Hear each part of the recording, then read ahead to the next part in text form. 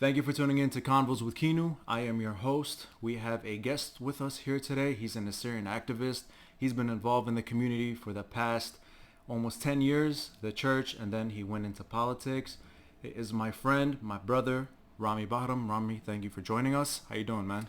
Good, thank you, brother. Let me just start off in Assyrian, then we'll flip to English. Shalom alaikum alchem yaqra, haytum basim arabat, itum paruja amman, gawdaha pres khizwakhata, bain barkhinna, ومقرونا قبطيبوثا قاخونا نشارة يوسف البتشارة, you're a brother to me. I appreciate it. I appreciate the opportunity to participate in your podcast, and let's make it happen. Well, thank you, bro. Thank you for taking time out of your day and, being involved in this podcast. So, when did you first get involved in the Assyrian community? So as you know, you and I both, as brothers, have been born in the local Chicagoland area, coming from parents that have not only been involved in the church, but as well as our nation, our organizations, what have you. So the first memory I can remember, honestly, was when we were living in Rogers Park and then eventually moving to Des Plaines. But from an early age, from the age of 4 or 5 years old, we were driving all the way to Mariguarigues, waking up 6:30, 7 o'clock, just to make sure you make the drive and find the parking. I remember those days. We weren't as appreciative as we are now, that with the fact that we have St. Andrews, so we had to definitely wake up early just to make the trip. But yeah, every Sunday, I remember our parents wouldn't let us miss a beat. So you make sure you get up, you get dressed, you make sure you stay up. So it's all good memories. But since then, we've been involved in the community from the church level. And I think from 2014, we could get into that later, but since 2014, started getting involved within the clubs, the organizations, the political parties. When did you first I know you were involved with church at first. Yeah. When did you get involved in church? How did you get involved in church? What gave you that motivation to, get involved into the church? Who was that, fire that sparked in your heart? For sure. So, coming from my background, we've always been involved in the church. Each household, for the most part, has given a son to be a subdeacon, a deacon, a priest. So you could say it's in our blood. We have pride in our church. We love our church, meaning the Assyrian Church of the East. But I equally respect all of our 5 other denominations, 4 other denominations. Definitely, yeah. They're all we have many colors.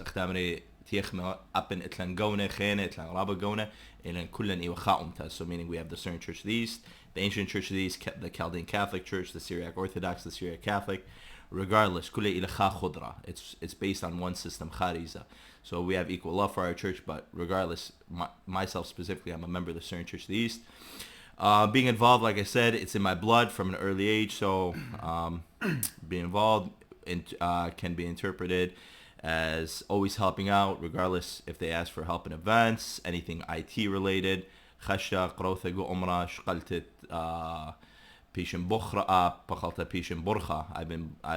wife and I, upon our marriage, we were blessed in the Assyrian Church of the East, and eventually our kids are gonna receive baptism in the church as well. God willing. So I know you're, like you said, you're part of the church. You grew up in the church, as I was. Like you mentioned earlier, my mom would literally tasmiyat and if we don't wake up for church every morning, we would take the bus to Mariguarigues. I forgot that Kasha Antoine, was it? Kasha Antoine, he was amazing when we were young. But when did you exactly get involved into politics? Because I know there was a transition where you were a subdeacon or a shamasha? Yeah, subdeacon. Subdeacon? Subdeacon. Okay, so you were a subdeacon, and then you transitioned into getting into Assyrian politics. What gave you that motivation? What made you want to... what sparked that fire in you that you wanted to become an Assyrian patriot? Yeah. I was always an Assyrian patriot. I always had love for my nation. But the interpretation really changed as far as 2014 when we saw ISIS begin the invasion of Iraq, Mosul. And you and I were very close, especially then, where we were bouncing ideas off of each other. Upon the invasion, it was a real-life crisis, I think, for many Assyrians, and especially Assyrian men throughout the world. It was a question of matter, what should I do to protect my nation? What should I do to ensure the survivability? The enemies before the gates. How should I defend Assyria? So I started doing my own research, looking at different Assyrian organizations, charities, political parties. Eventually started looking into the political parties. Looked at different, and then when it came down to political parties, you and I would bounce these ideas off each other. We would debate heavily, speaking specifically about the Assyrian Democratic Movement, meaning Zawad Demokrataya Aturaya. I was looking at, and I don't want to name names as far as other political parties, but upon researching, reading the history, and then reading the ideology, I chose the Assyrian Democratic Party. And since then, since the year of 2015, I took my vows. I took my oath, and I became a loyal member of the movement since then. You got to admit, I was kind of part of that. You were definitely part of that. I kind of pushed you into that. But since you're mentioning the Assyrian Democratic Movement, there's a lot of speculations in the Assyrian community when it comes to the democratic organization. A lot of people have skeptical doubts when it comes to the Assyrian Democratic Movement, about how much they're able to do back home. What are they doing back home? Are they really helping our nation? Are they, like, what's happening right now, as far as you know? Yeah, so is it like a sensitive situation right now? Is it difficult? So as far as the Assyrian Democratic Movement, you mentioned organization. Just to be careful for our audience, there's the Assyrian Democratic Organization, which is of Syria. It's totally separate entity. I think it was actually founded before the Assyrian Democratic Movement, which was founded in 1979. Okay, but the Assyrian Democratic Movement, as far as speculation, I was very speculative. At first. Always question what before you see anything, especially if you can't see it. You got to question it, right? And critique is important, not negative critique. No, like you go and research, and then you make your criticism to improve an organization, to improve a political party, to improve a club, even your church, right? It's because unfortunately, we don't have an entity that can hold all these organizations, all these churches accountable, right? But as members of these various entities, we hold them accountable. And rightfully so, we need to hold the Assyrian Democratic Movement accountable because it is the largest political party that, as well as it's independent. I think that's what sets the Assyrian Democratic Movement apart from many political parties currently, is the fact that it's independent, apart from any other political party. Meaning, what does this mean? Not only was the Assyrian Democratic Movement founded solely by Assyrians, but it's not backed by any other political party that belongs to foreigners. Meaning, when you go back home, okay, and you could see that, you could research this yourself. When you look at these various political parties, I'm not going to name names right now, but when you look at these parties, you see their main financiers, their main backers openly. Okay, and they openly say it is either the KDP, the Kurdish Democratic Party, or now what you have, Sabab Sahab Tikhla, because the KDP was backing 4, 5, 6 different Assyrian political parties, founding them, okay, just to combat the Assyrian Democratic Movement in elections. Now you see the Shia, the Iraqi aligned Shia of Iran, now founding their own political party called Babylon Brigades, okay? Correct? And this is the problem. This is the problem that the Assyrian Democratic Movement was bringing up to the KDP. Stop getting involved in our local Assyrian politics. I have no problem when it comes down to Iraqi elections or the Northern KRG elections if Zawad doesn't get elected to government. As you know, personally, but let's make sure it's that information is known to your viewers. There are 5 available seats in the ICG, the Iraqi central government, as well as 5 seats in the KRG that are guaranteed, okay, to the Christians, aka what they call us Christians in Iraq. Okay, that's the formal name for us. The Assyrian Chaldean Syriacs are known as that's the Christian quota. In the KRG, it's known as the Assyrian Chaldean Syriac quota. It's not known as the Christian quota. It's called by that tri-name quota. Regardless, even the ADM was since 2005, 2006 was telling the KRG, the KDP, stop getting involved in our politics. Eventually, the snake is going to bite you back. And now we've seen this from the Rise of Babylon movement, led by their Secretary General as well as militia leader, Leon Kaldani. Yes. Okay. We knew about him since 2015, 2016. He gained fame. You know what's crazy? I got to cut you off there. When we went to Iraq in 2017, and we were there for a month. I was with you the whole time, right? We planned the trip together and we came back together, right? I don't know if you got this, but when I came back, I got a call on the phone. It was an FBI agent. At first, it was an FBI agent, and I thought it was a prank. I get pranks here and there. And this FBI agent says, "Hey, I know, are you sure Yusuf?" Yeah. And he said, "We know you went to Iraq," and I basically swore at him because I thought it was, it was a prank. Yeah. It was a prank. And then he said, "No, we know you went to Iraq. We know your information. We just want to sit and meet with you." And the first thing when I met with them, my brother, rest in peace, Narari, he's like, "Don't go alone. I'm gonna come with you." So I met with them at Starbucks, and they actually sat down and were asking me questions like, "Why'd you go to Iraq?" The normal, ordinary questions. And then he asked me something very unusual. He said, "Do you have any affiliations with the Babylon Brigades?" And I'm like, "No, we hate them. We're not with them. We're with NPU, the Nineveh Plains Protection Unit." And then the FBI agent right there stopped me and he said, "They're actually an ally. The NPU was an ally." So that was actually very interesting that happened. But what do you, Hadia, what's going on with the Babylon Brigades, NPU? Now, is the NPU under the Babylon Brigades? How did that happen? Didn't the Assyrian Democratic Movement was one of the founders of NPU? Yeah, absolutely. So before I'm going to get to the NPU, okay, and the history and its current status. But before I do that, just some information to be known about ZOA and why I chose to support ZOA out of all the political parties, other than the independent factor that came into play. But also the Syrian Democratic Movement has founded other organizations such as the Syrian Aid Society, Hammurabi Scouts. They founded Women's Rights Union, Assyrian Women's Union, also called Khuyad Nisha. There's Khuyada, which is a Syrian Student Union Association back in Iraq. So you see all these different. This is why it's considered a movement. It's not just a typical political party, because a political party would just be dedicated to be running and getting elected to seats in government. But it's a movement because it's all-encompassing, providing services to the society. Can I ask you something? Talking about going back to the question I asked you, where people say, we're skeptical of the Assyrian Democratic Movement. The most usual question asked when it comes to the Assyrian Democratic Movement is, we've been giving money to these people since the 90s. Now, would you say that this money has gone towards the funding of these movements, the funding of these organizations, Assyrian Aid Society, Assyrian Union, Women's Union, and so on and so forth?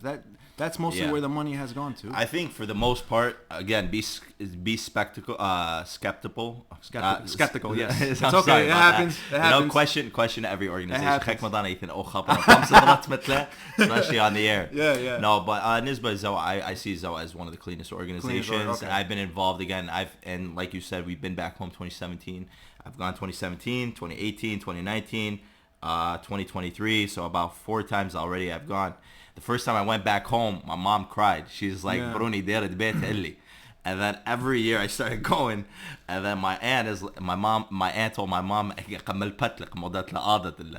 became a habit. So she don't worry no more. But as far as ZOA, you see the projects back home. Yes. And unfortunately, okay, we've been disfranchised by both the ICG, the Iraqi government, as well as the KRG. When you go back home and you see the Nineveh, the Nineveh Plain, right? 2017 when we went, it was all destroyed. This was all we went at a dangerous time. It was absolutely. ISIS.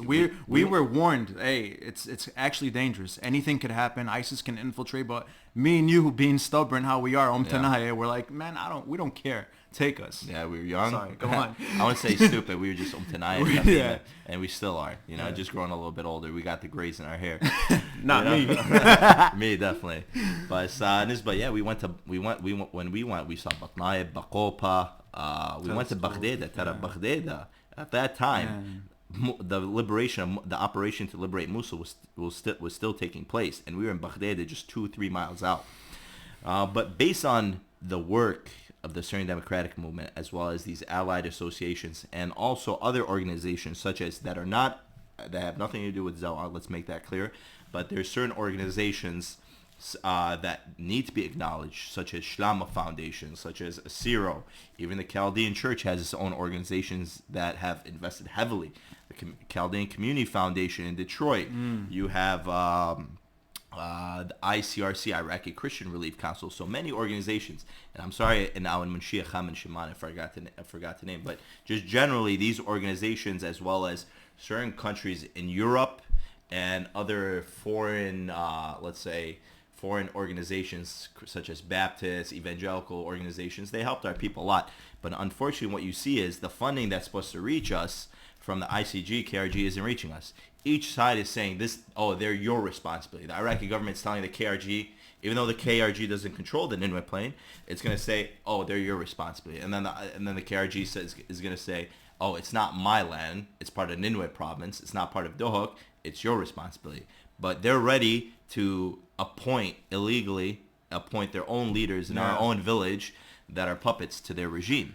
So this is the situation taking place back home. But getting to the MPU, one of the greatest things that the Assyrian Democratic Movement did at the time of, I believe it was the year of 2016, it received approval from the Iraqi government to create its own security force. It was called the Nineveh Plain Protection Units. NPU for short, Psurit. We say Ghdeywat Sitra Shitchat Ninwa.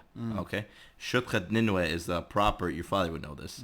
Okay, we say Dash Ninwa bas Psurat Asleta Ayan Rushma'it Amrach Shitchat Ninwa. So that force was trained in Chamchamad, which is part of, it's like northeast of Arbil. I believe it's part of Sulaimaniya province. It used to be a base controlled by Saddam, and then it was turned over to the KRG, but now it's PUK.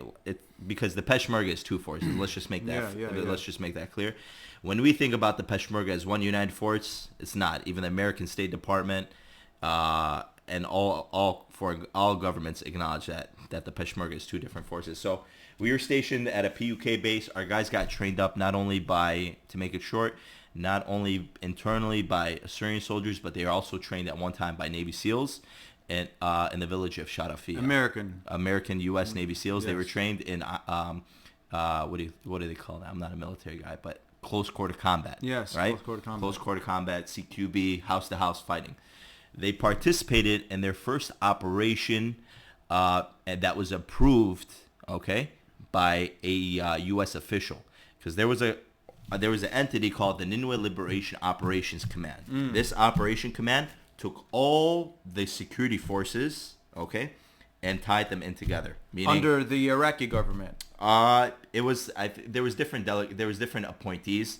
So the Americans provided the oversight, But just know this, that the Iraqis aren't going to move, without the Peshmerga moving, without the Peshmerga knowing, as well as the United States is going to provide air support, air coverage, artillery support, what have you, intelligence, without all of them knowing. So everything's was coordinated under the umbrella of the United States, taking all these different entities, So there's no conflict, there's no inner conflict, but at the same time, it's not just military motivation involved, there's also political motivation. Because as soon as the Peshmerga takes this area or the ICG takes this area, they're going to claim it as their own. But the first, anyway, at that time, our guys were stationed off Al-Qush. There's a base currently still residing of NPU. It's called Al-Qush Military Base, Bethgeisa Al-Qush, Bastilat NPU. So that military base is controlled from the MPU, and then they went along and liberated their first village from ISIS.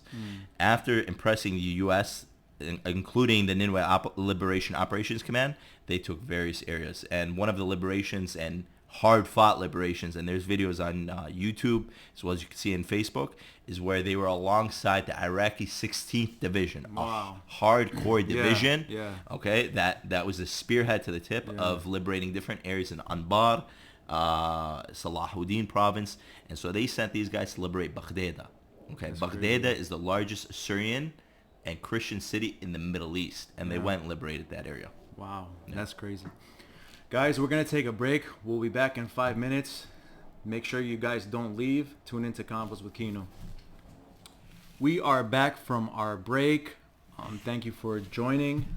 So Rami, go off where you left off. Absolutely. So we were talking about the NPU's history, Yeah. and you also asked the question, where's the NPU at today? Like, what's their status? So, unfortunately, as we well know, the Middle East is quite unstable, most especially Iraq. Okay, things can flip on a dime just as quick as they happened yesterday. So, meaning that the NPU maintained its independent status up until 2021. Okay, came along Babylon movement led by Riyan Kaldani. Okay, as well as Riyan Kaldani had his own militia, 5,000 man militia, which is called Babylon Brigades, also Arabi Tamrid Kitab Babylon. Babylon, that 5,000 people, even though the leader is a Christian, you best believe that's not 5,000 Christians, aka Assyrians or Chaldeans, 100%, or Syriacs manning that, aka that, Shiites. that militia. Yeah. They're straight up Shia from the areas of Samawa, Basra, Nasiriyah, and then you have the occasional Sunnis who are now aligned to Iran because they're paid and bought out, they're bribed. So that movement came along in Iraqi elections and won 4 seats.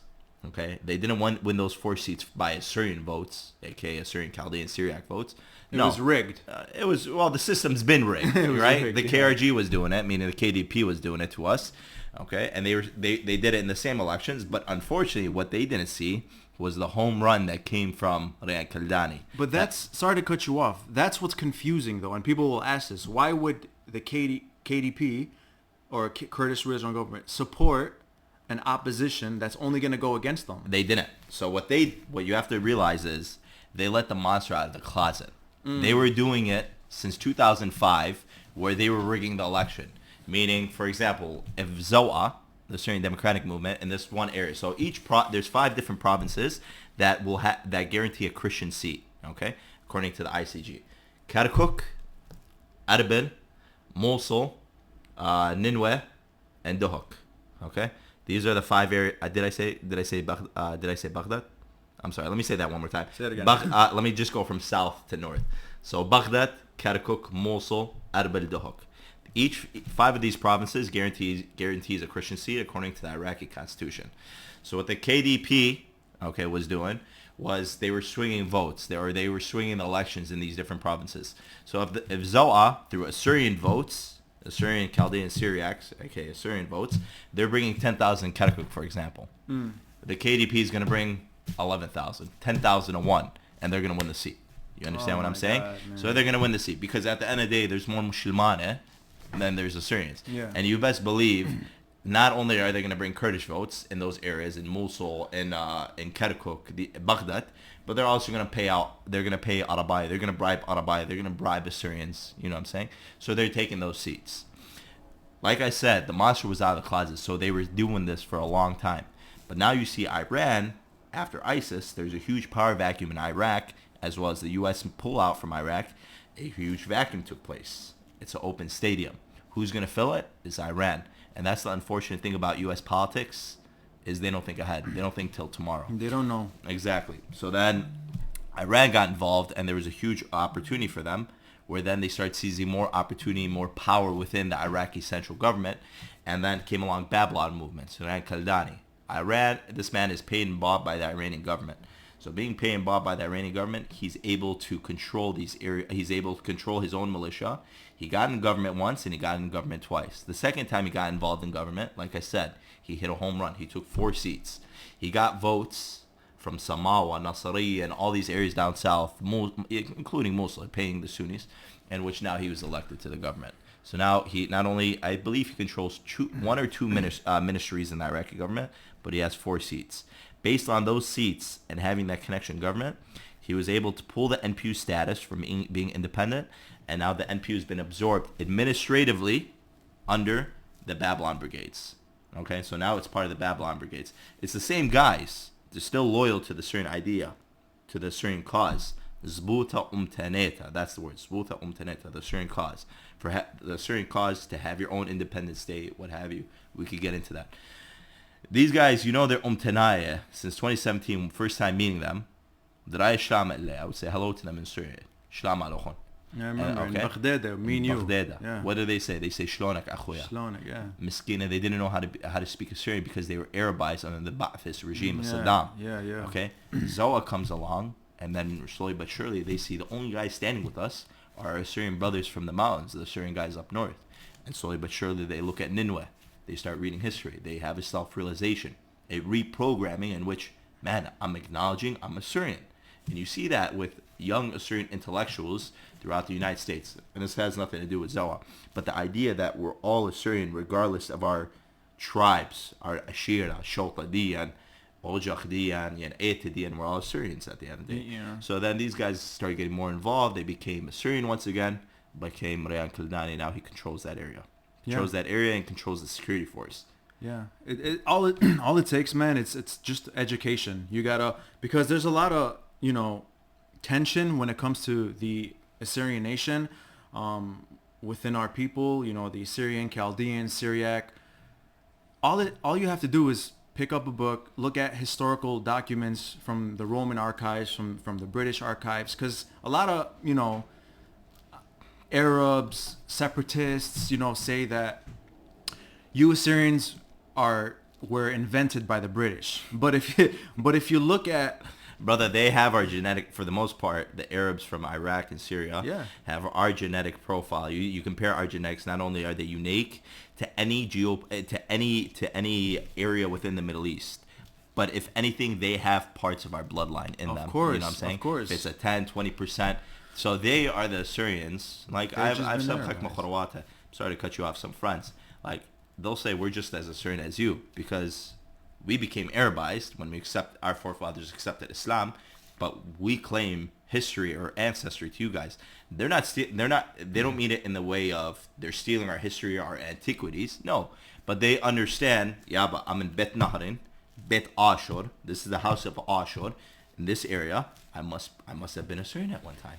Hadio, what's like mind-boggling to me is that there's me, man. I'm a dweeb. I research everything.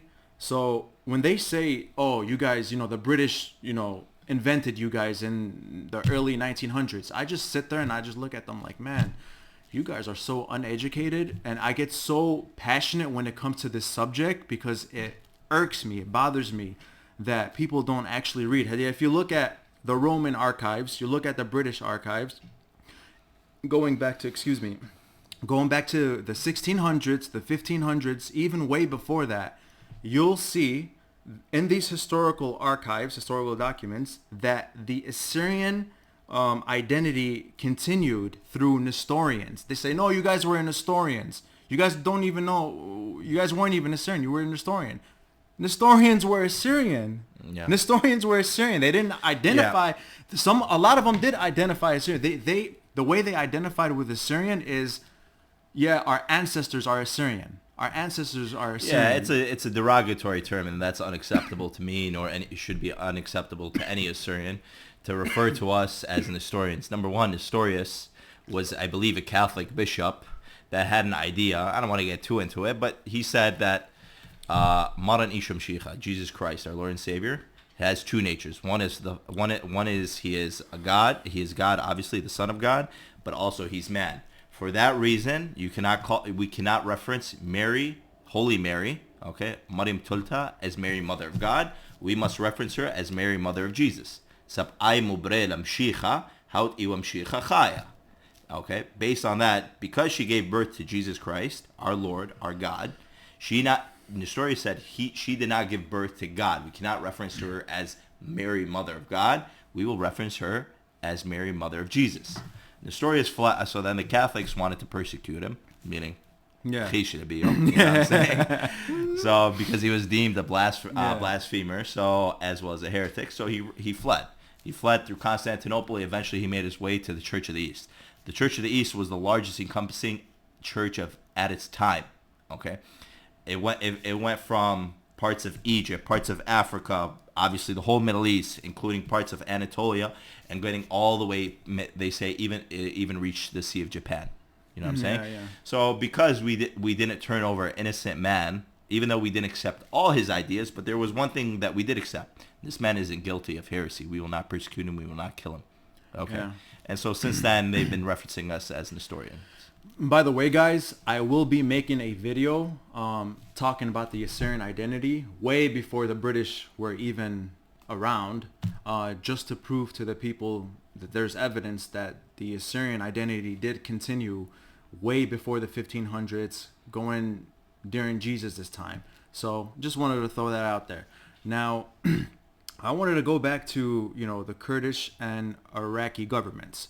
Hadia, Rami, I have my opinion on this. I don't know how you feel about it, but I have my opinion on it. Hadia, if the Kurdish government, okay, gave us our rights and wanted to give us an independent state, administrated and ran by Assyrians, but under the Kurdish regional government. They're giving us a state, an independent state, but under the Kurdish government, just like how the Kurdish government is under Iraq. Would you accept? So that's a complicated answer and needs a complicated response. Okay. So there's certain areas, and I'm not speaking as an official capacity as a member of the Assyrian Democratic Movement. I'm going to give you my answer as an individual, right?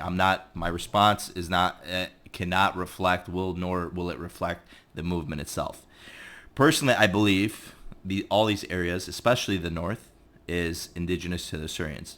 Most of the Kurds that live in northern Iraq, other than Sulaimaniya, okay, meaning Nuhadra, aka Duhok, some Akkadians they used to refer to as Ittuk, as well as Erbil, aka Erbillo, Mditat Arpa Alahe, is purely an Assyrian. These are purely Assyrian provinces. They're part of the Assyrian homeland. Most of the Kurds that live there today, the Barzanis, Zebaris, what have you, they're originally Kurdish tribes that have migrated there within the last 100 years. They are not indigenous to the areas. That's why you do not uncover their antiquities. That's why every couple or so months there's new archaeological evidence or antiquities that are uncovered, like we just saw in Khorsabad in near Mosul, northern Mosul, close to the village of Tilkepe. Okay, Tilkepe meaning the city of rocks. Okay, I'm sorry, the hill of rocks, Tel Kep. But to answer your question, what we're asking for currently is to administer our areas such as Nala, Barwar, Ankawa, these areas to be administered by the Assyrians, and to stop the interference of KDP, or let's say KRG politics in our areas. Would I accept them to give me parts of Nohadra? Yeah, I'll accept. But I'll accept it. It's mine. If they gave us everything we asked for. Give me back my 60 villages that were taken, that were occupied after the Pyramid Semele, upon the massacre of 1933, in which 6,000 to 10,000 Assyrians were killed and nearly 30,000 to 40,000 fled. That's why we have Khabur region. Khabur is an ancient indigenous Assyrian area, but it was only reoccupied after our forefathers of 1933 fled back to Khabur after thousands of years. Yeah. You know what I'm saying? Yeah, give me back my areas. That's what I'm asking for. Give me back my villages that are illegally occupied. You have the land. You have the area. You have Sulaimaniya. You have what's it called? Parts in Erbil. Go build your houses there that my people didn't once settle since modern day Iraq. I'm talking about modern day Iraq. Modern day Iraq, those were out my areas. Give me back my areas. We're not going to have a problem. Yeah. Will they do that? It's very difficult. But what it comes down to is, why does the Assyrian Democratic Movement, and this is now I'm speaking from a policy level, from an official capacity level, is why does the Assyrian Democratic Movement, why is there a demand that the Nineveh Plains, the Nineveh Plain, why should it be part of the ICG? Why should it not be part of the KRG? Because the KRG wants to consume it, right, to include it as part of a new province of theirs, as well as now you see the Iranian militias trying to use it as a back road to smuggling. Okay, we all know this, smuggling weapons, what have you, finances across the border, so eventually it reaches Lebanon. But why do we want it to be part of the ICG? Is purely because of what's guaranteed by the Iraqi constitution. If I'm able to establish the Nineveh Plain as its own self-administered province by the local people of the Nineveh Plain, not outsiders, that means I will be able, eventually, I could reach a regional government level. Meaning I could eventually, if I create more than one province, let's say the Nineveh Plains population grows so much that it's elevated from certain areas, not only sub-districts, let's get into formalities, certain areas are considered sub-districts. There's 3 areas that are considered districts. Tilkep, from all the way from Al-Qush, is called Tilkepe district. Okay, منطقة التلكيبة. Then you have Sheikhan, بسورة أمرخلة سفنة, and Sifna. Yeah. Okay, that's its own district. And the last district is called Arqosh, aka Bsurat. We call it Baghdada. These three separate districts equals one province. Yeah. Can equal one province. As soon as the population grows and these districts and sub-districts continue to grow, they could turn into their own separate provinces. Okay, these separate provinces now can equal a region. With a region, now I could have my own parliament, I could have my own president, I could have my own prime minister. That means my rights are elevated. Now, self-determination as an Assyrian improves. I have my own representation. I can build an airport. I can build what have you. But to get there, and I think we should touch upon it, is the roles of our organizations to make that a more likely possibility. All organizations basically need to work together. Not only the Assyrian, we're talking about the Chaldean and the Syriac organizations, because we know the Chaldean organizations in, I want to say, Assyrian Catholic organizations in Detroit actually have been doing some of them have been doing a very good job. Like Shlama Foundation has been a pillar in our nation. They've actually done a lot. The recent, Baghdad fire wedding, they responded right away. I actually did an interview with Noor. He's a good friend of mine, amazing guy, man. This guy really works from his heart. But they are doing amazing, helping people out. What is your message for the Assyrians of the Western world? What would you want them to do in order for them to get more involved in the Assyrian community back home? Yeah, I think every person should be involved. I know. And it's mandatory. طلبتها مني واجبوها منا. Actually, let me give it to you this way. When قديشوث مرقوا أرجسي وباطريركا, I believe this was in 2015 when I started getting involved in the organizations, but I was equally involved and still equally involved in our churches. But I remember a message he gave to the youth in St. Andrew's Church. He said it this way, and I'll say in Surat and then I'll say it in English. He said, "Appen achtun itun biri gaut galuta, open plitotun min atrochon idiomahotun shiri lacha. In a harab deis spiqutet itun shwiqatama girk malitun nacha orcha." Meaning, even though you may have migrated from the Middle East, from your homeland, even though you may be born in the West, but it is your duty to fill the void that you have left, to give an opportunity for your brethren to survive there. So that is my message. If that means serving and assisting fellow organizations here, ensuring that the Assyrian language becomes a extracurricular course, like now we've seen in 3 separate schools in the local area, which is Main East, Niles West, and Niles North. Yeah. If that's lobbying locally to ensuring Assyrians have proper services, proper grants, building new institutions, building a private school. These are equal. The preservation of our culture Preserving and our culture, community, our yeah. language is the most important thing. And just because I'm supporting my homeland doesn't mean I shouldn't be working here. It should be in my view, it's a 50-50 split. If I'm going to invest 50% of my effort, my time back home, but I also live here. I want to give my kids, God willing, the same opportunity to provide them the essence in which they could preserve their identity, preserve their culture. We have to serve both capacities. We can't deny that we live in the West, right? I see it very hard for myself now to move back to Iraq currently, right? And equally for most Assyrians. So I'm going to make sure I provide the best possible scenario to ensure Assyrians' continuity in my Chicagoland area. I'd like to serve Arizona. I'd like to serve California, what have you, right? Where these different diasporas live. But my responsibility is Chicago as well as my homeland. Yeah, you know that I've been very vocal when it comes to establishing private Assyrian schools here in America, from Chicago to Detroit. I think Detroit has one. Arizona, wherever there's a big population Australia, of Assyrian. Australia is amazing. Hey, Marmelis, what he did out there, top G.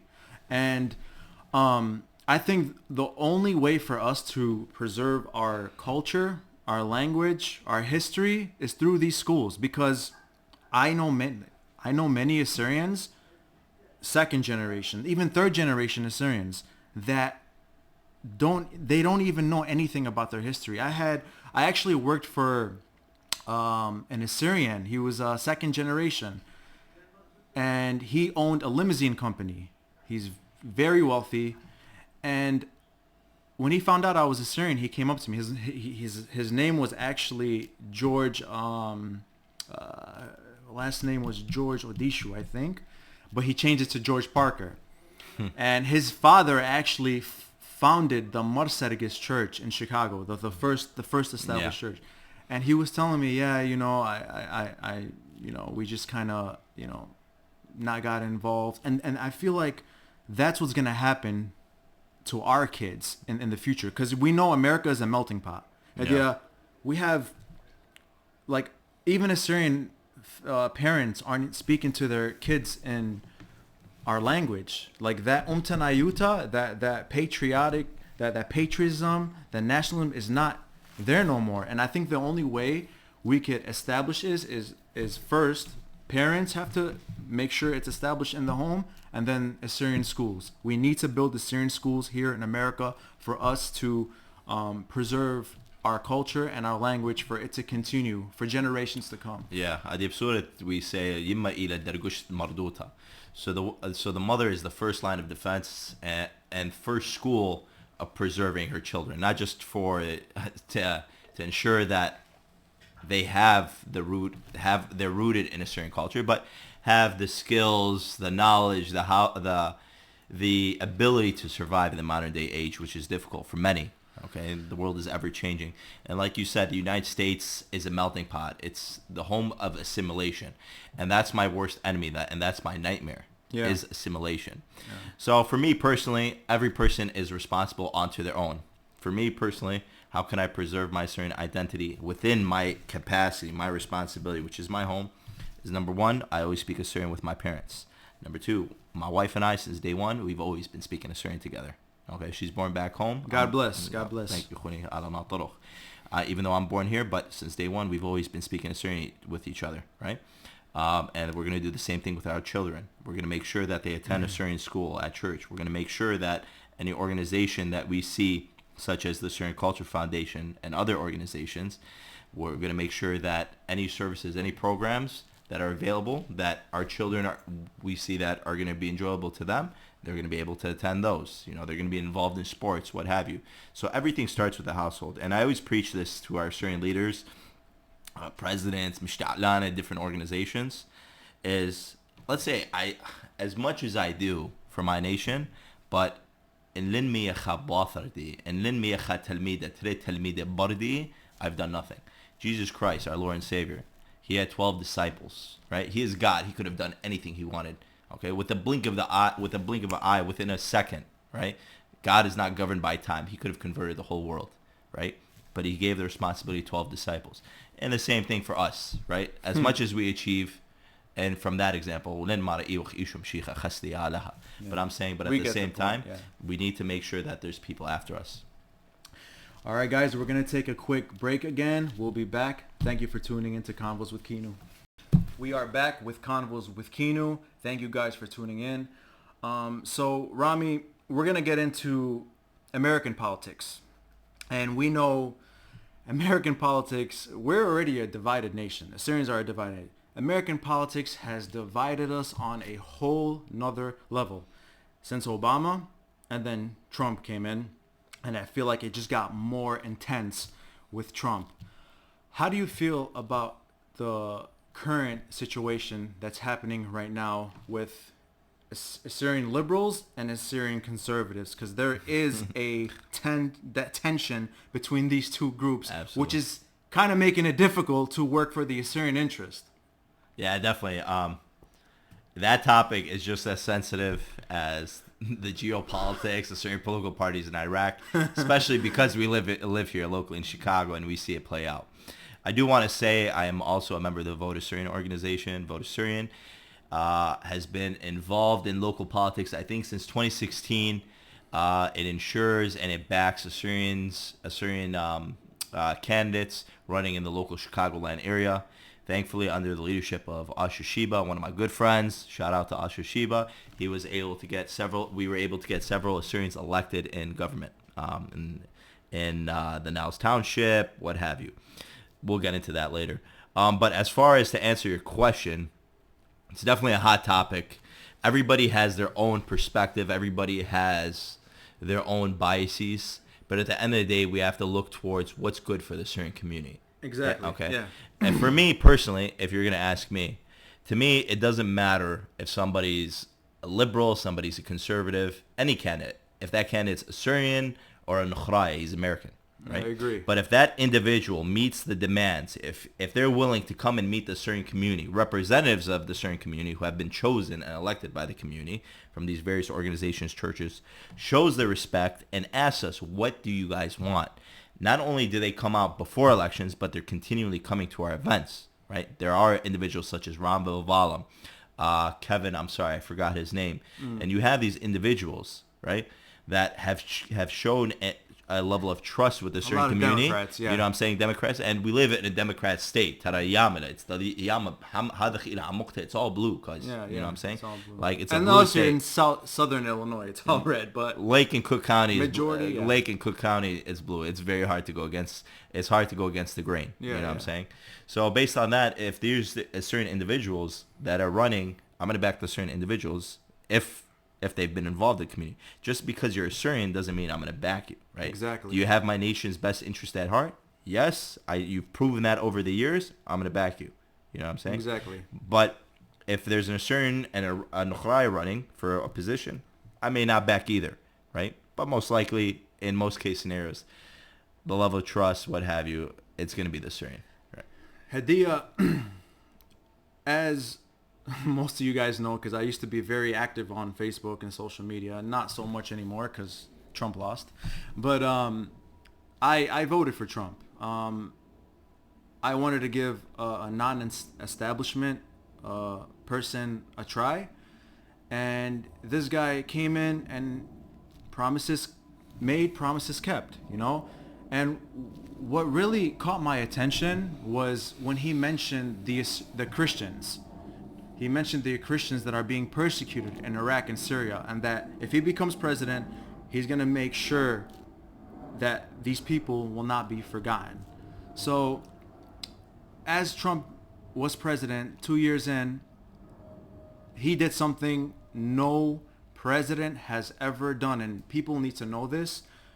He sent it was around 400 to 500 million in aid. I could be wrong, but it was around there, directly to Assyrian Christians back home, and also other minorities, but mostly Christian organizations. I know Shlama Foundation got some of that money, which they were able to establish solar panels in villages for water to reach these villages.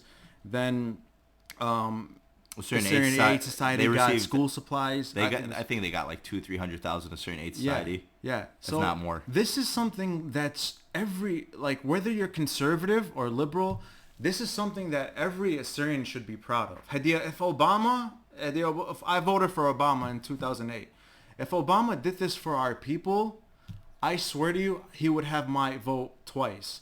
But this never happened. Our people were being persecuted under Obama, and we felt like we had no voice. But when Trump came in, things changed for our people. A lot of things were beneficial.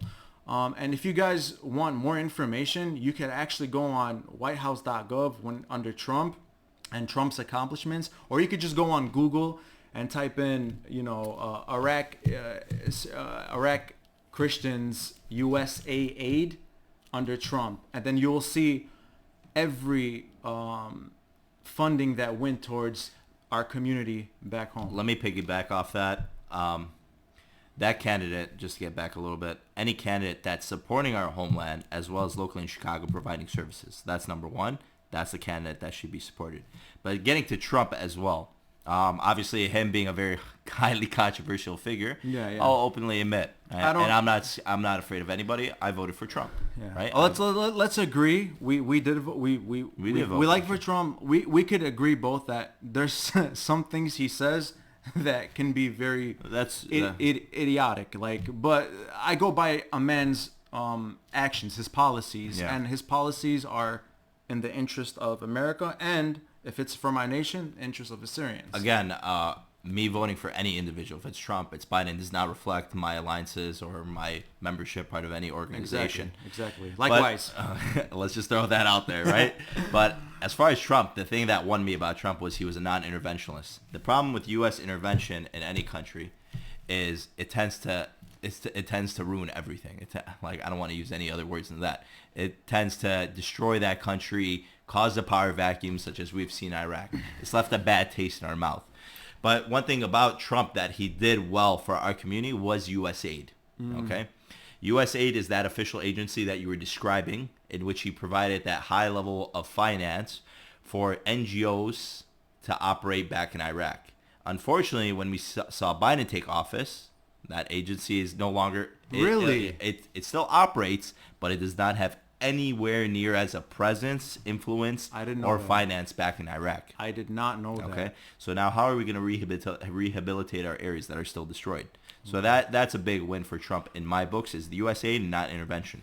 He did not start a foreign war. As much as they say the guy was crazy, right? Oh, he's gonna go to war against North Korea, blah blah blah, what have you. We didn't see that transpire, right? No. And if Biden is willing to provide that aid again, yeah, I'll vote for Biden as well. But we're not seeing that on the ground, and we're seeing foreign intervention spring upon the world. At the end of the day, being an Assyrian and coming from a family that has seen warfare and conflict take place and destroyed not only our lives but the lives of others, in which we were uprooted from our homeland based on this U.S. intervention. Yeah. U.S. intervention and war has left a bad taste in my mouth.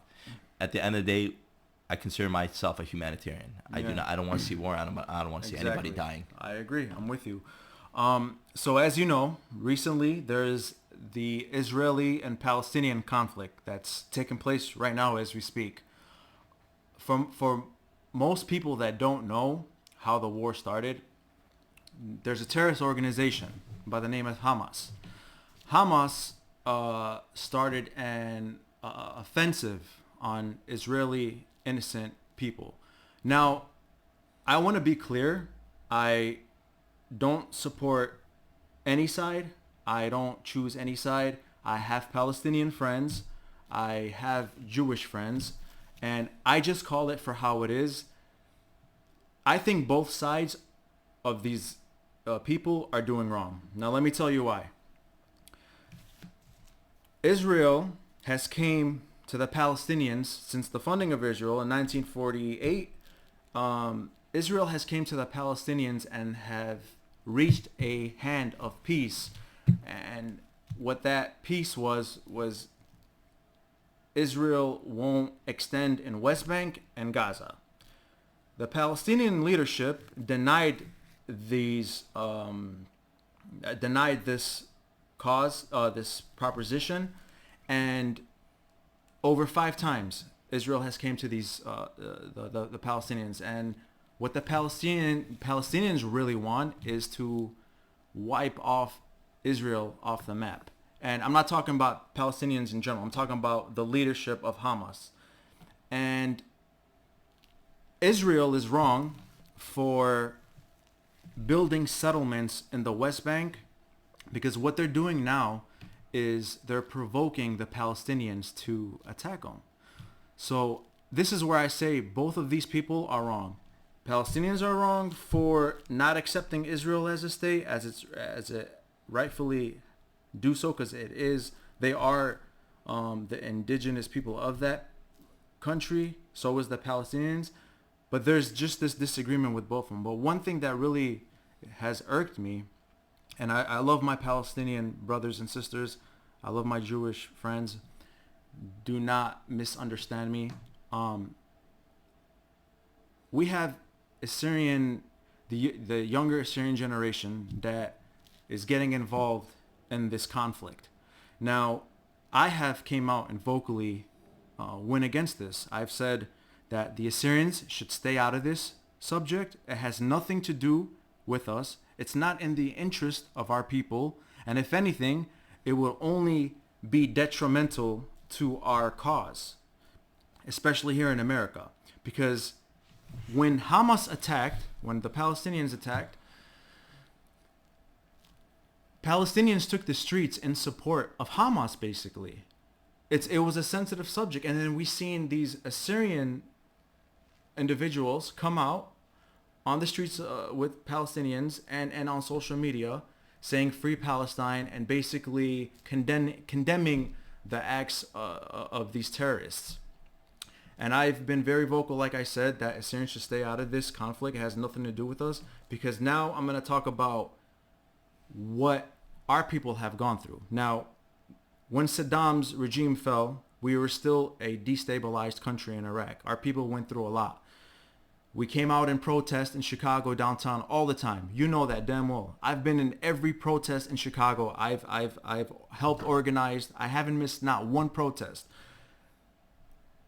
So from the protests in Chicago, from Saddam's regime to the Baghdad church massacre that happened in 2011, and then we had ISIS infiltrating the Nineveh Plains where a genocide took place.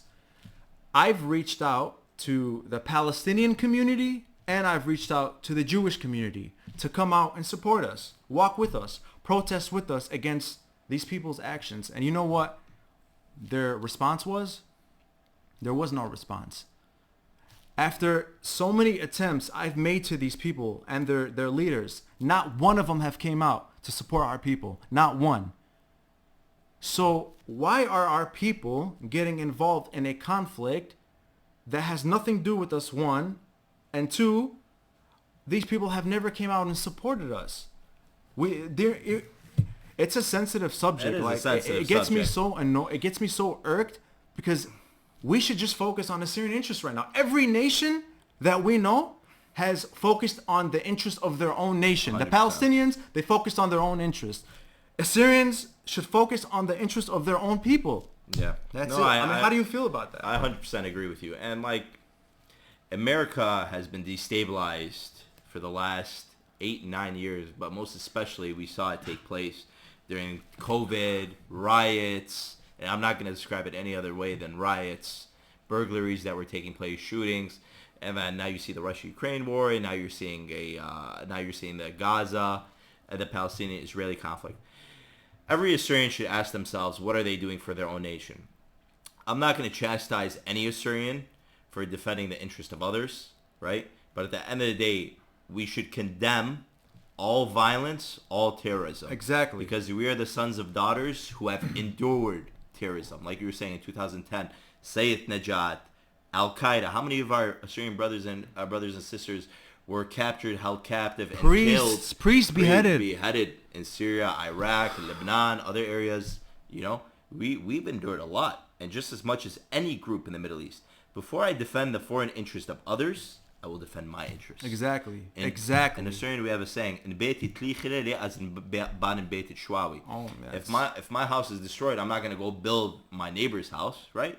I feel bad for my neighbor, but I have an obligation to my own sons and daughters. I have an obligation to my parents.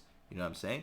So based on this, right, we'll condemn all violence, but taking sides, you have nothing to gain, right? Nothing. And if you're going to defend a certain side in a conflict, right, number one, you have to ask yourself, am I defending the right side? What about the other side? Question everything. Number two, have I done equally for my own people, my nation, as I'm doing for these people? Right?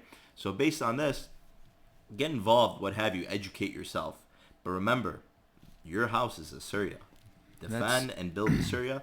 But to get in a little bit more detail, I feel bad for both sides. Yeah. You know, like I wish there wasn't bloodshed. I think the United States, instead of backing either side, should be transitioning into a different policy.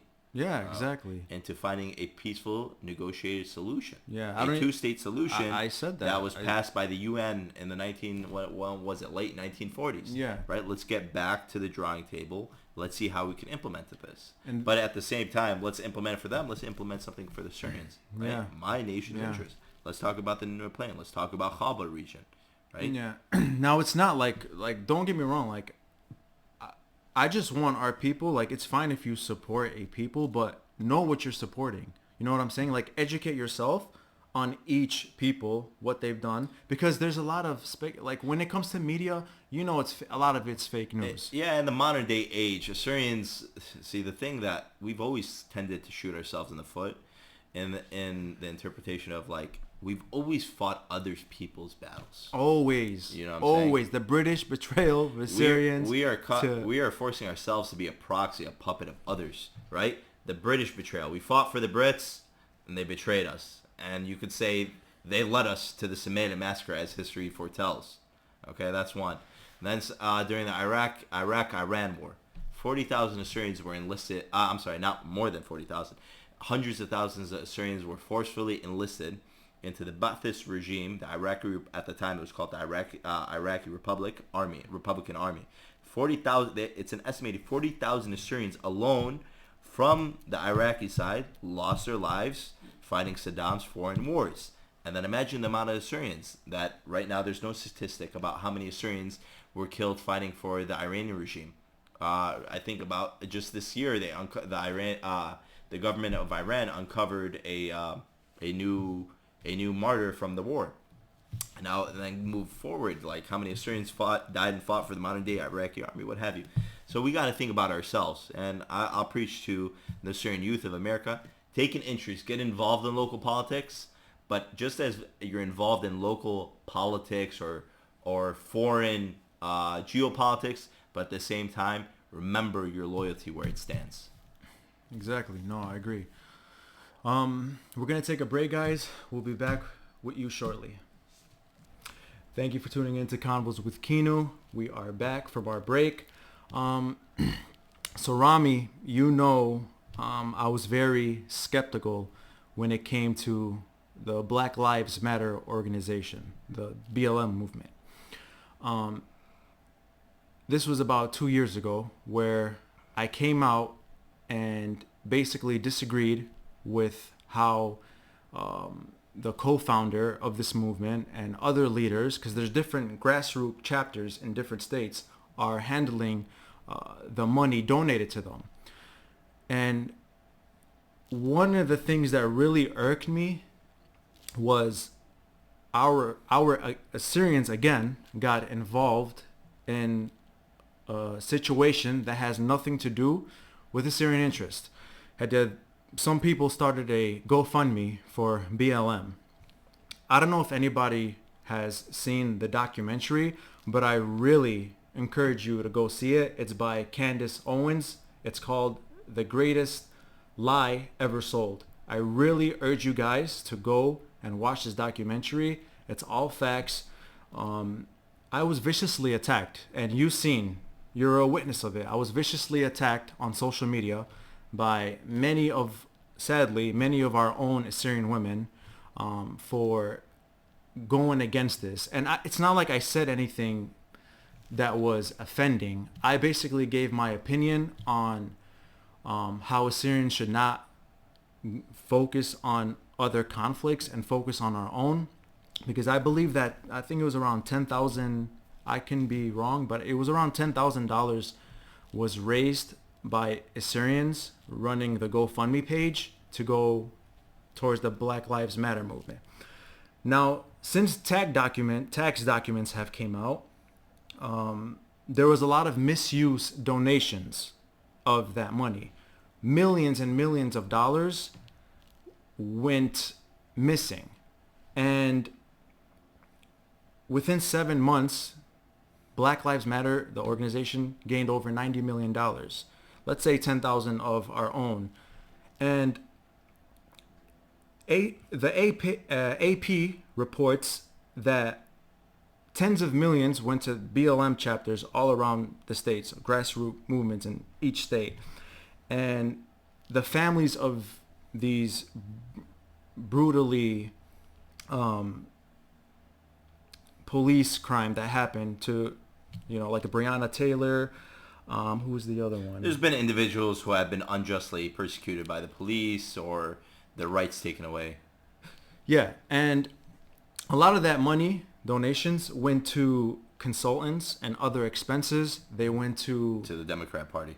Mansions. This is not just me making it up. This is according to the tax documents that came out from the government, that a lot of this money was misused by the co-founder, by people of that organization. So the money that they raised, Assyrian individuals raised, went to Versace bags, Versace belts, cars, jewelry, like I said, mansions.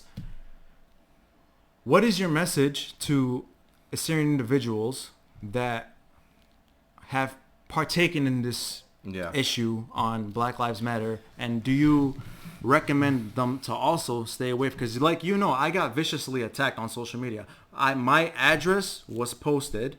I was being threatened. A lot of Assyrian, this is sad. It makes me emotional because Absolutely. You know why?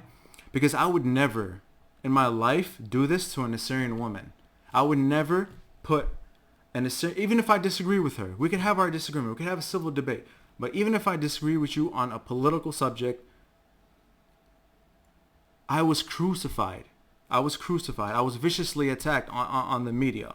On social media.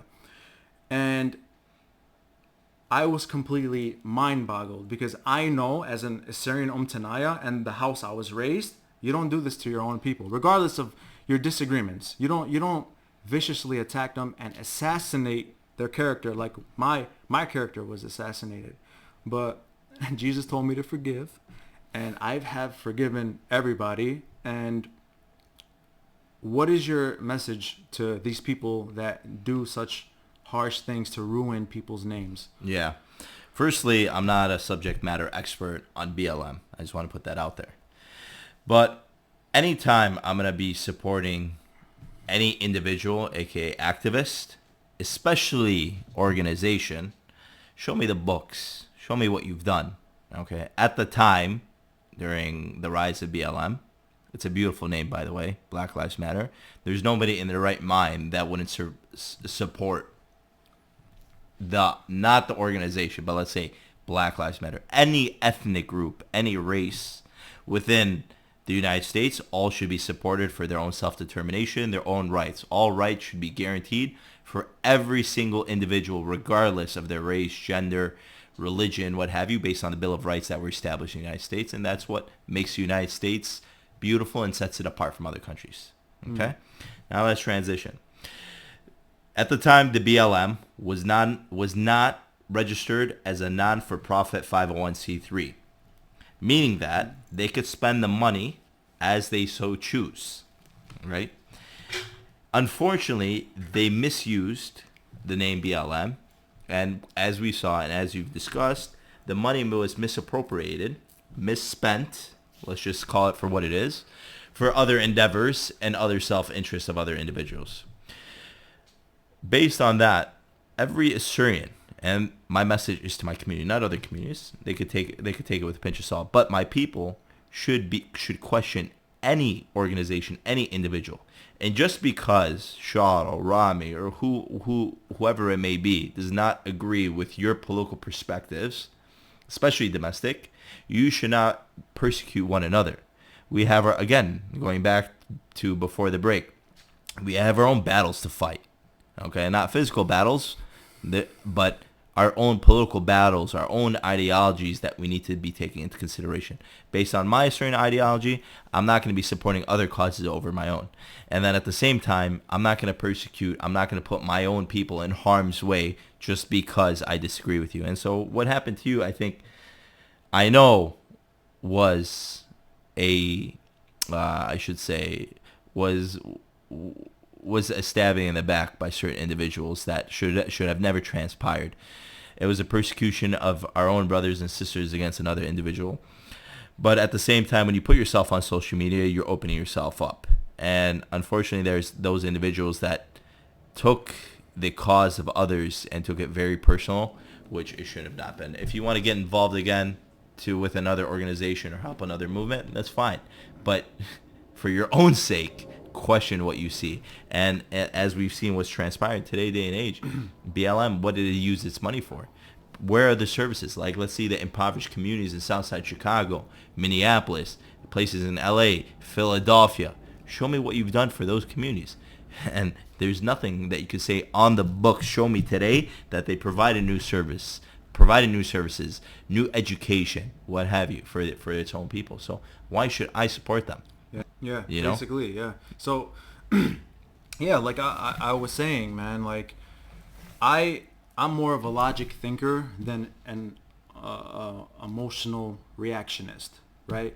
So if I disagree with you, whatever the case may be, on any political subject, whatever the religion, I'm not going to sit there and get mad and offended and post you on social media, because what you're doing right now is not only are you trying to assassinate my character in the Assyrian community, you're assassinating my character and making me known to be a racist, which we all know I'm not, to Nakhraya. Yeah, people that aren't Assyrian, not Assyrians. We gotta preach amongst ourselves love and respect. The way Jesus did. You know, the way Jesus did. And then, like, even from a humanitarian perspective, like, if I'm going to show love and respect to my fellow citizens, like, I'm going to show even more so towards my own Assyrian people. You want to support BLM, you want to support any organization, more power to you. I'm going to support my Assyrian organizations, especially those working in the homeland, more than I'm going to support external organizations that have nothing to do with the Assyrian cause. If I'm going to financially support organizations that have other interests, well, show me the book, show me what you've done. I believe that, black people should have their rights guaranteed in the United States. That goes without saying. They should have their own representation. We need to improve the communities. We need to improve the South Side more specifically, right? I live in Illinois. Let's look towards the South Side. Provide new jobs. Provide new opportunities. The United States today is not the United States of which our parents came to. Life's hard. Interest rates are high. Inflation's up. There's a lot of government spending that's getting misappropriated. We need to spend domestically. We got to be taking care of these communities. How can I provide new services not only to the black community, but the Palestinian community, the Assyrian community, the Jewish community, the Indian community, all these different communities, to ensure that I'm providing these people the opportunity to rise up, right? Make entrepreneurs out of this society, right? Yeah. Right? The United States, unfortunately, today is not a manufacturing country. Let's get back to manufacturing, providing real goods to the rest of the world. All we're providing is services. Everything is being imported. Let's get back to an exporting country. But you're preaching on deaf ears. You know, it's a big battle. It's the federal government. It's too complex for us to understand. And it's owned by interest groups at the end of the day. United States today is not the United States in which it was the 1940s, where it was conquering the world. It was liberating the world from we don't want to use that word in this interview, but what have you. But it's the United States in which it's being run by foreign interests, and again, I'm going to use this word many times when referencing the United States. Unfortunately, that it's just a big spending country just starting foreign wars. Yeah, no, I agree. But going back to the BLM issue, you know, I don't know if you know this, but some BLM chapters in America promised slain Breonna Taylor, who was brutally killed by police officers, and Tamar Rice funding. They were promised funding from BLM. To their families to be taken care of. Do you know, in the documentary of Candace Owens, they got none of that money. None of that money was given to them. They had no funding from BLM. But instead, that money went to their own personal benefit. So this is all I was trying to be vocal about is, hey, this is not an organization that should be trusted. I would support Assyrians supporting other black organizations like churches. I would donate to a black church. I have. But BLM, it was just skeptical. I already knew there is a lot of things wrong with the organization. I felt like it was just causing havoc on the streets, and it wasn't really protesting. Now, let's say not all BLM supporters obviously are vicious and angry people. Like they're normal people like us. They just want, the recognition of police brutality because police brutality is a real thing. There is a lot of police brutality when it comes to the black community. But then again, you got to look at statistics. Who's committing more crime? Who's the ones that are... Regardless, there's things that exist and don't exist. Based on the things that exist, we need to tackle these issues as citizens of the United States. And that means peaceful protests, petitioning your local legislators, your local representatives in government, if it's from If it's from your city, your county, to the state representation, all the way to the federal representation. There's things to go about it, and that's the beautiful thing about the United States. Your rights are supposed to be guaranteed by the Constitution. So go through the system, you know? Yeah. I'm not gonna go burn something down. I'm not gonna attack any individual, right? Because at the end of the day, this is my community. Yeah. I live in this certain city. I'm affecting this community. That's my tax dollars. That's my children are going to be going to these schools. So don't unjustly persecute your fellow citizens, but go through the system, and your rights should be guaranteed. I just think people should just be thinking more logically than reacting emotionally. Now, that is not to say that I'm not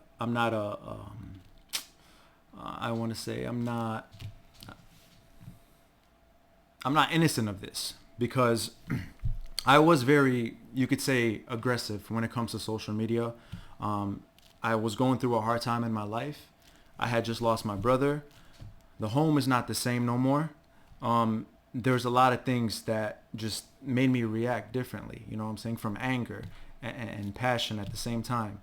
And I understood that. After a while, I understood, like, hey, I got to calm down. I got to be more calm when I'm speaking on certain subjects. A lot of times the passion in me comes out, and people will confuse it with me being aggressive, but I'm not being aggressive. I'm just being passionate about the subject that I'm talking about.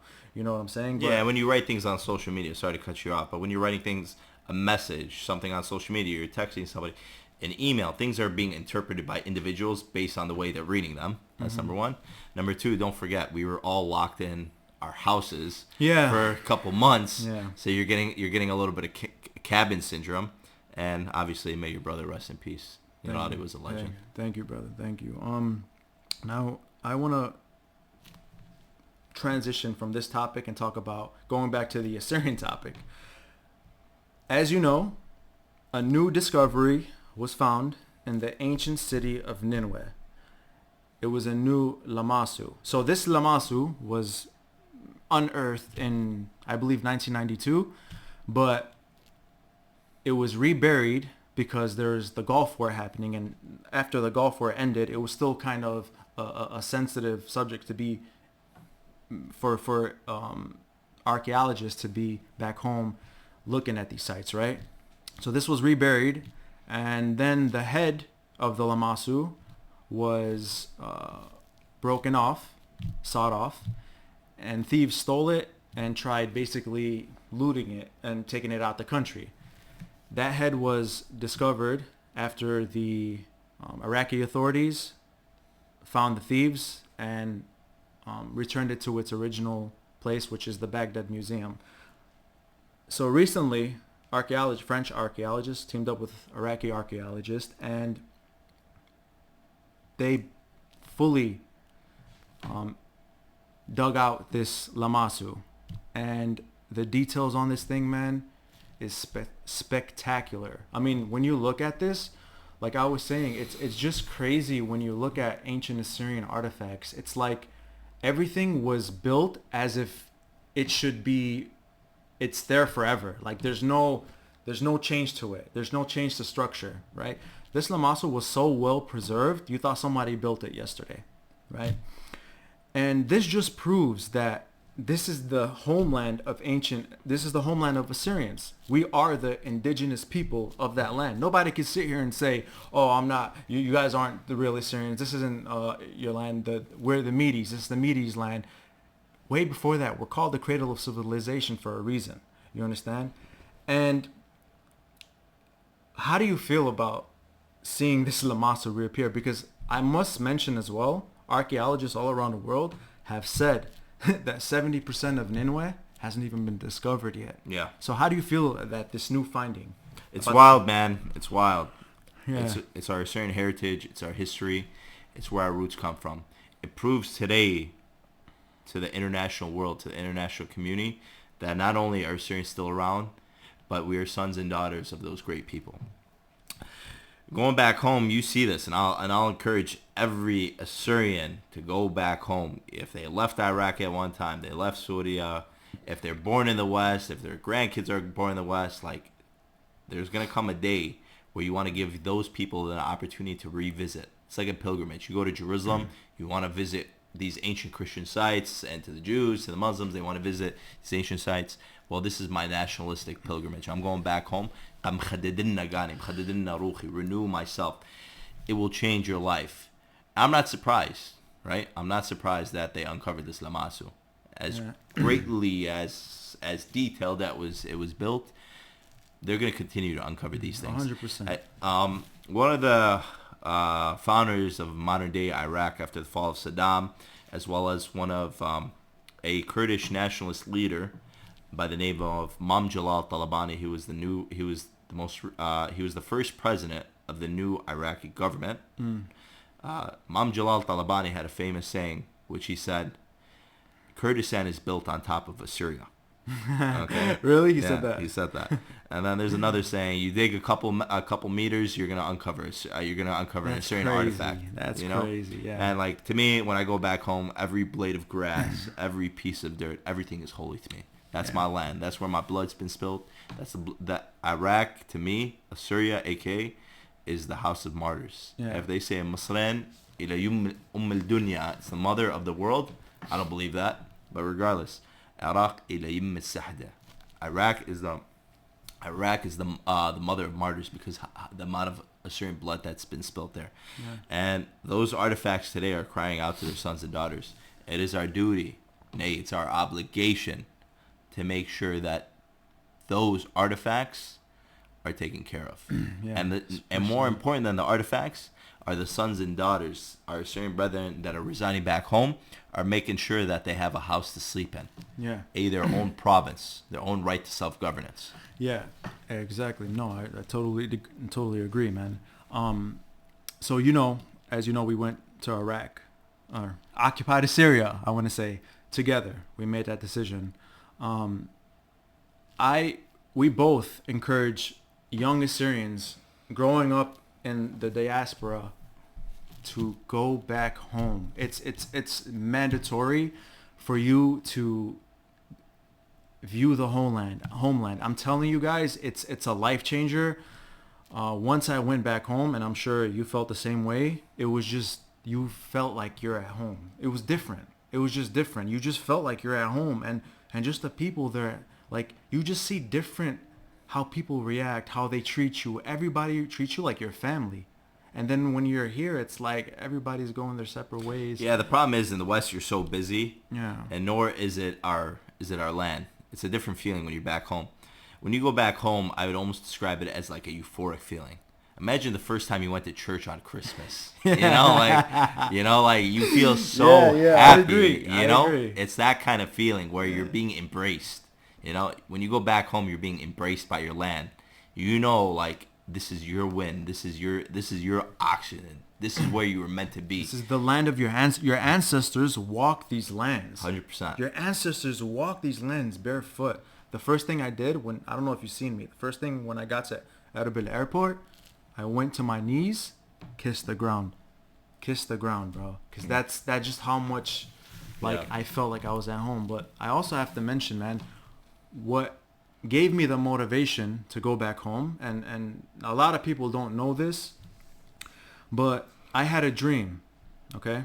I had a dream 6 months prior to going back home, and I don't think I've told you, but in this dream, I went to Semele. Let me mind you guys, I've never seen Semele personally in my life, never, ever.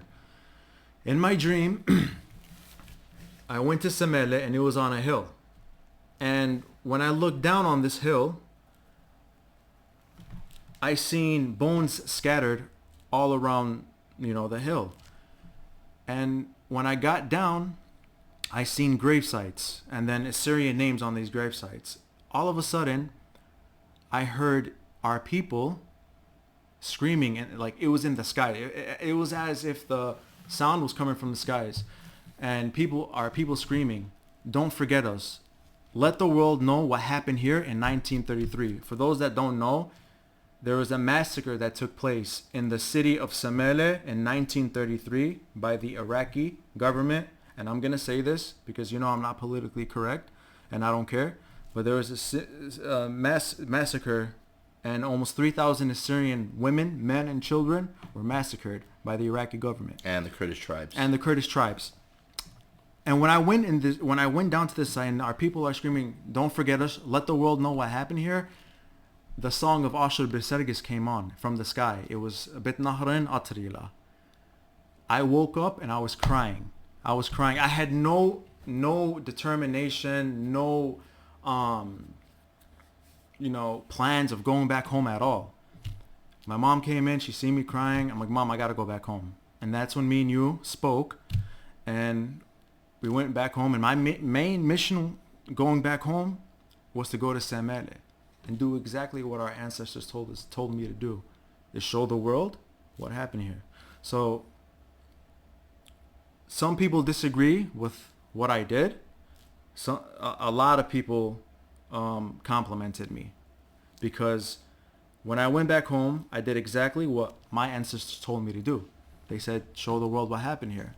And if you guys don't know, there's a video out where I go to the site, and I was just walking. Like, this wasn't nothing planned. I was walking around the outskirt of the hill, and it was as if it was meant to happen. I swear to you, it felt like it was meant to happen. I'm working on the outskirts of the hill, and I fall on the edge.